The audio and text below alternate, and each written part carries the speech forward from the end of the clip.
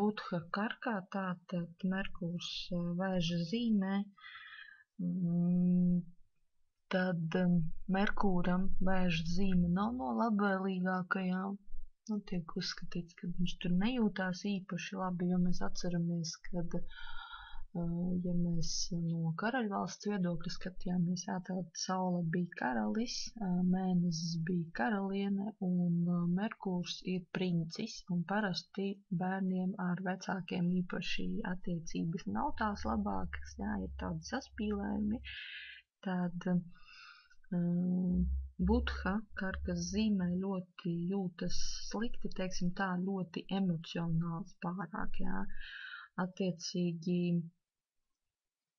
tiek uzskatīts, ka tiem, kam Merkurs ir karkā, tad ar šiem cilvēkiem ir tā pagrūtāk dzīvot, jo viņi ir diezgan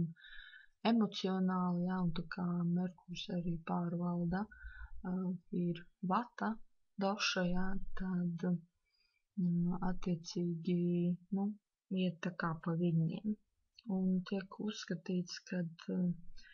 šie cilvēki bieži vien dzīves laikā strīdās gan ar saviem radiniekiem, gan ar draugiem, tā kā šeit ir tas emocionālais uzsvars, ļoti maina